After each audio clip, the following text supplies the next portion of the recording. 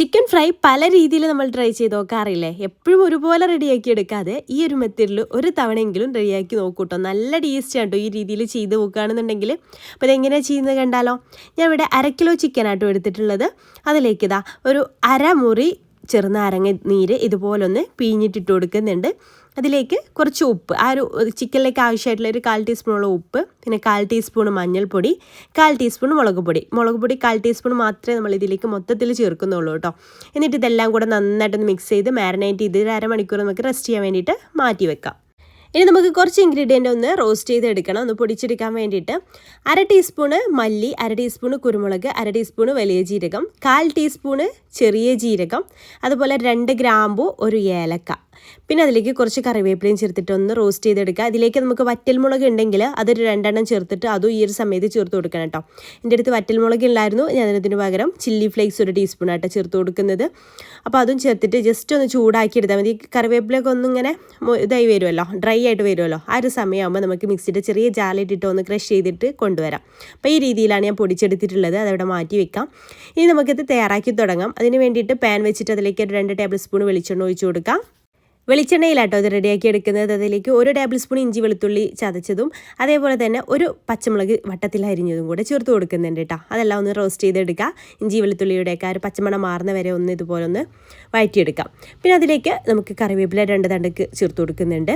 ഇനി നമുക്ക് വേണ്ടത് സവാളയാണ്. ഞാൻ 2 ചെറിയ സവാളയായിട്ട് എടുത്തിട്ടുള്ളത്. ഒരുപാട് വലുതാണെന്നുണ്ടെങ്കിൽ 1 മതി. പിന്നെ അതിലേക്ക് ആ ഒരു സവാളയൊക്കെ ഒന്ന് വഴന്ന് കിട്ടാൻ വേണ്ടിയിട്ടുള്ള ഉപ്പ് ചേർത്ത് കൊടുക്കാം. ഉപ്പ് നമ്മൾ ചിക്കനിൽ കുറച്ച് ചേർത്തിട്ടുണ്ട്, അപ്പോൾ അതിനനുസരിച്ച് വേണം ഇതിലേക്ക് ചേർത്ത് കൊടുക്കാൻ വേണ്ടിയിട്ട്. അപ്പോൾ ഒരുപാടങ്ങ് വഴന്ന് വരുമൊന്നും വേണ്ട കേട്ടോ, ജസ്റ്റ് ഒന്ന് വഴന്ന് ഇങ്ങനെ കുഴഞ്ഞ് കിട്ടിയാൽ മതി. പിന്നെ അതിലേക്ക് ഞാനൊരു 1/2 ക്യാപ്സിക്കം ഇതുപോലെ ചെറുതായിട്ട് അരിഞ്ഞത് ചേർത്ത് കൊടുക്കുന്നുണ്ട് കേട്ടോ. അത് മസ്റ്റായിട്ട് നിങ്ങൾ ചേർത്ത് കൊടുക്കണേ, അതിൻ്റെ പ്രത്യേക ടേസ്റ്റ് വേറെ തന്നെയാണ് കേട്ടോ. അപ്പോൾ അത് ചെറുതായിട്ട് അരിഞ്ഞിട്ട് വേണം ചേർക്കാൻ വേണ്ടിയിട്ട്. പിന്നെ ഒരു 1/2 തക്കാളിയുടെ 1/2 ഭാഗം മതി, അതും ഇതുപോലെ ഒന്ന് അരിഞ്ഞിട്ട് അതും ചേർത്ത് കൊടുക്കാം. ഇതൊന്നും ഉടയൊന്നും വേണ്ട. നമുക്കതിലേക്ക് ഈ ഒരു സമയത്ത് തന്നെ ചിക്കനും ചേർത്ത് കൊടുക്കാം. നമ്മൾ മാരിനേറ്റ് ചെയ്ത് വെച്ചിട്ടുള്ള ചിക്കനും ചേർത്തിട്ട് നന്നായിട്ട് തന്നെ ഒന്ന് മിക്സ് ചെയ്തെടുക്കാം കേട്ടോ. ഇതിലേക്ക് നമുക്ക് മുളക് പൊടി അതൊന്നും ചേർത്ത് കൊടുക്കേണ്ട ആവശ്യമില്ല. ഇത് ഈ രീതിയിലാണ് നമ്മൾ ആദ്യം ചേർത്തിട്ട് 1/4 ടീസ്പൂൺ മുളക് പൊടി മാത്രം മതി.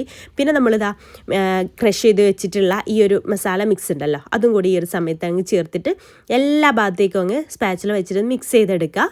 ഇത്രയും ഇൻഗ്രീഡിയൻസ് ആണ് മെയിനായിട്ട് നമുക്ക് ഇതിലേക്ക് ചേർത്ത് കൊടുക്കാനുള്ളത്.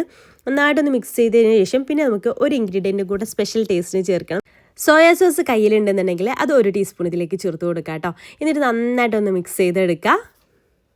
എന്നിട്ട് നമുക്ക് അടച്ചു വെച്ചിട്ട് വേവിച്ചെടുക്കാം കേട്ടോ. നമ്മൾ സാധാരണ ചിക്കൻ വേവിക്കുന്ന പോലെ തന്നെ എത്ര ടൈം വേണം അതിനനുസരിച്ച് വേവിച്ചെടുക്കാം. അടച്ചു വെച്ചിട്ട് ഇടയ്ക്ക് തുറന്ന് വെക്കുക. എന്നിട്ട് വീണ്ടും മിക്സ് വെള്ളമൊന്നും ചേർക്കേണ്ട ആവശ്യമില്ല കേട്ടോ. നമ്മളിങ്ങനെ ഫ്രൈ ആയിട്ട് ഇങ്ങനെ ഗ്രേവി ടൈപ്പിൽ ചെറിയൊരു ഇതിലാണല്ലോ ചെയ്യണത്. അപ്പോൾ ആ ഒരു രീതിയിൽ ചെയ്താൽ മതി. വെള്ളമൊക്കെ ഇതിൽ നിന്ന് തന്നെ കുറച്ച് ഇറങ്ങി വരും. ഇടയ്ക്കൊന്ന് തുറന്ന് നോക്കിയിട്ട് ചെക്ക് ചെയ്താൽ മതി കേട്ടോ. അപ്പോൾ ഈ രീതിയിൽ ചെയ്തെടുക്കുക. പിന്നെ ലാസ്റ്റായിട്ട് ഇപ്പോൾ ചിക്കനൊക്കെ നന്നായിട്ട് തന്നെ വെന്ത് വന്നിട്ടുണ്ട്. ഈ രീതിയിലാട്ടോ നമുക്ക് കിട്ടിയിട്ടുള്ളത്. ചപ്പാത്തിക്കോ അങ്ങനെയൊക്കെ പറ്റിയിട്ടുള്ള ഒരു ചെറിയൊരു ഗ്രേവി ആ രീതിയിലാട്ടോ നമുക്ക് കിട്ടിയിട്ടുള്ളത്. ഇനി നമുക്കിതിലേക്ക് ലാസ്റ്റായിട്ട് കുറച്ച് മല്ലിയില, കുറച്ചധികം തന്നെ മല്ലിയില ചേർത്തോളൂ. പിന്നെ 1 ടീസ്പൂൺ നെയ്യും കൂടെ ചേർത്ത് കൊടുക്കുന്നുണ്ട്. അതുകൂടെ ചേർത്തിട്ട് നന്നായിട്ട് മിക്സ് ചെയ്തെടുക്കുക. നെയ്യ് ലാസ്റ്റ് ചേർക്കാന്നുണ്ടെങ്കിൽ പ്രത്യേക ഒരു ഫ്ലേവർ ആയിരിക്കും കേട്ടോ ഈ ഒരു ചിക്കന്. അപ്പോൾ എന്തായാലും നിങ്ങളത് സ്കിപ്പ് ചെയ്യാതെ ചേർത്ത് നോക്കൂ കേട്ടോ. അപ്പോൾ ഇത്രയും ആയി കഴിഞ്ഞാൽ നമ്മുടെ അടിപൊളി ടേസ്റ്റിലുള്ള ചിക്കൻ ഫ്രൈ ഇവിടെ റെഡി ആയിട്ടുണ്ട്. ഒരു തവണയെങ്കിലും നിങ്ങൾ ഈ രീതിയിലൊന്ന് തയ്യാറാക്കി നോക്കുകൊണ്ട് കേട്ടോ. എന്തായാലും നിങ്ങൾക്ക് ഇഷ്ടമാവും. ഈ ഒരു റെസിപ്പി നിങ്ങൾക്ക് ഇഷ്ടമായിട്ടുണ്ടെങ്കിൽ ലൈക്ക് ചെയ്യാനും ഷെയർ ചെയ്യാനും ഫോളോ ചെയ്യാനും മറക്കല്ലേ. താങ്ക്